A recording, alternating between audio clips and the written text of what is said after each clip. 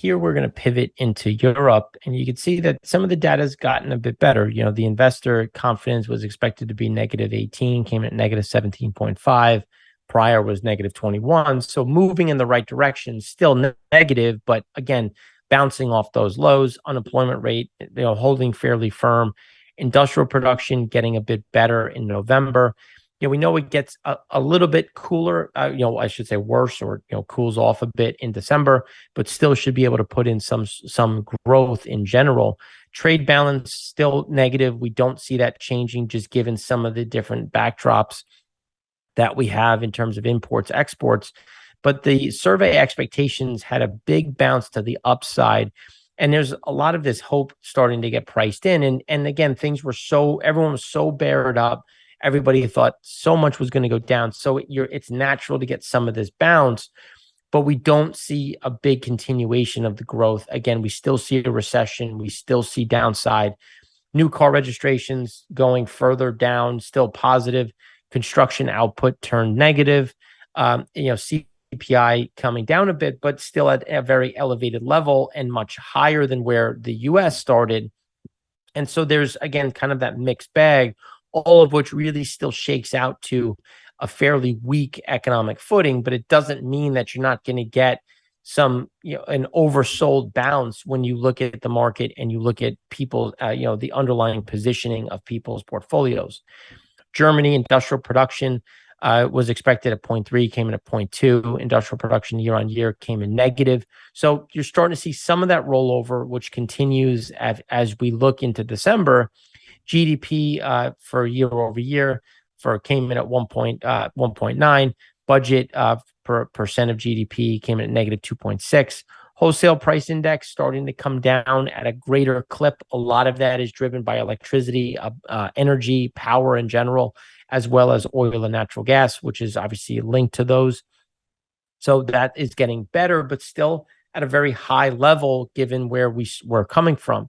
CPI continuing to move down on a negative, moving further lower, but year over year, you're starting from such a high point that you still have a significant amount of wood to chop to see those prices get better as we continue to see the ECB raising rates.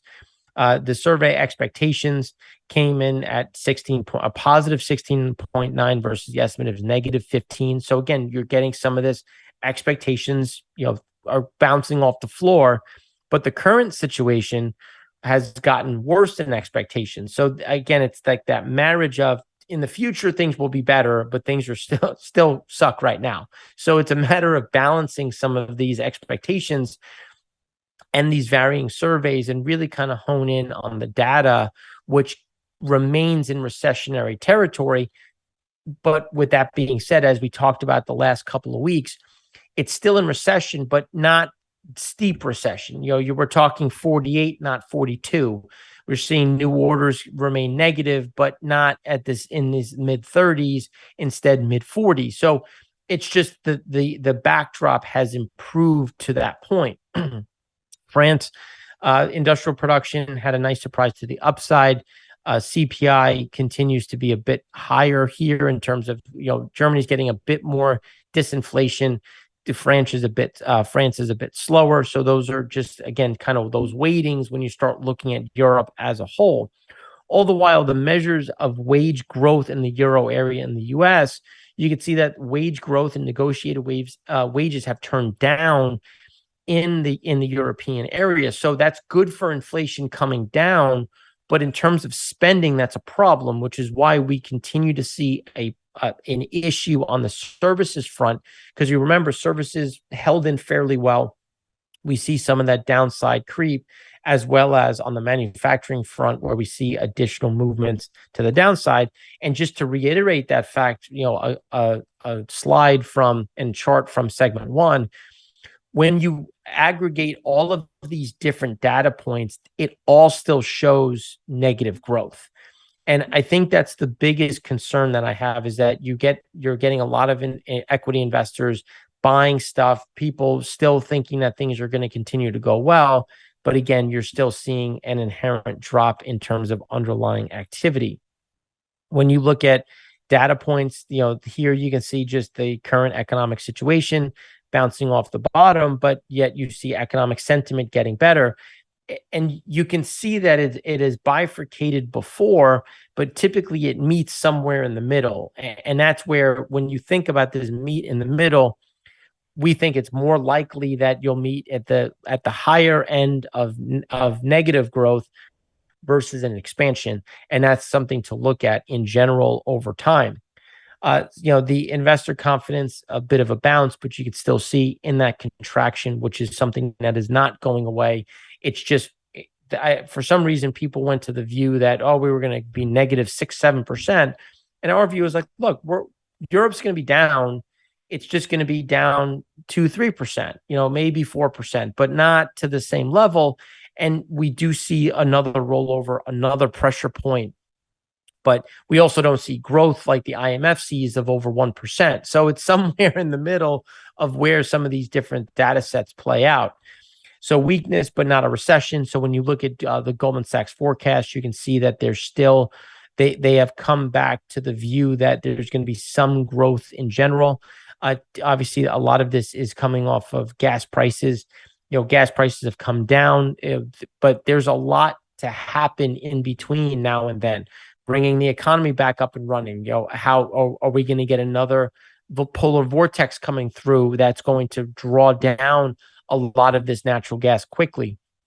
And then when you start looking at Euro area real GDP forecast, you can see that that Goldman Sachs has moved things closer to growth of about 0.4%, which again is lower than IMF, but still above, in showing growth. We still think that real GDP is going to be in the negative front. And here's one of the a key component of why. So when you look at the breadth of inflation, you can see that the breadth has come down, but it's still at about 75% of goods still have inflation. So when you look at the breadth of things, services is coming up, core goods is coming down, but what is happening in the US, and just look at what's happening in Europe. Europe is behind the US in a lot of these, indicators, leading indicators. So we do see the pressure that we've seen in the US again is going to show up within Europe, is going to continue to see things under pressure. When you look at just how is the consumer going to spend, because when you look at real wages, so inflation, even though you've started to get some disinflation month over month, still very elevated on a year-over-year basis, and still elevated month over month because of that. And as wages come down faster than inflation, that's going to just cap any type of spending capacity that the European entity consumer has, which is going to, I think, buffer and actually pull down some of these expectations of underlying growth. And this just puts into perspective that wholesale price, when you look at where pricing is and how that is impacting Germany, US, Europe's largest economy, German current account balance bouncing, but again, we still see that downside. And then Eurozone industrial production still remains well off trend, and resilient industrial production amid easing supply bottlenecks, slightly negative carryover in Q4. But Europe gas storage is still at 82% of full capacity with mild weather recently, and rationing, the risk of rationing getting a bit better. But we're going to get a cold snap. It should come by the end of Jan and into Feb. But industrial production is not going to be enough to offset, I would think, a slower consumer. And then as you get the bigger and broader impacts of slowing trade, that's going to hit a lot of these exporting nations. Industrial production in November, again, just kind of bouncing sideways. Eurozone manufacturing production, nice bounce. But we see some of that pull down in December, but still expanding. So it's just, when do we start to see the bigger rollover? And a lot of that is going to be tied to trade. And we continue to see, as we talked about imports and exports, that indication and those leading indicators of pressure to the exporting world. While in Germany, obviously, current situation getting a bit worse than expected, but economic growth of expectations improving. But you can see that it can be very volatile. So again, surveys as they can be. So that's why it's always important to weight the different pieces. Then when you look at credit standards are already tightening. So credit standards have continued to tighten, but by how much? And that's where, as the tightening ratchets up, that's going to shrink some of the capacity for the consumer further.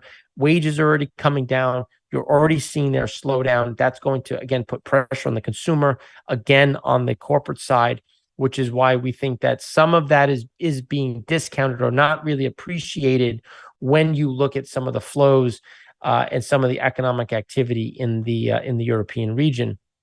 And then German manufacturing orders are in contraction. Industrial production, again, still in contraction. And this is what we've been talking about on the order side. And all of the orders have continued to show contraction the last couple of months, and it's now starting to catch up, which is why we see that downside move, why we see those pressure points that are going to continue to show that negative side. But again, as we said, we're not at 80. We're not, we're at 97. Do we go to 92? Sure. Why not? But that doesn't mean that we're going to get 6%, negative 6% growth. It leads to that, again, that recession, but some of that stabilization. Now, some of the softening we've seen in terms of the expectations are obviously energy. What are those impacts? And they're not impacting things to the same degree as they once were because of the mild winter.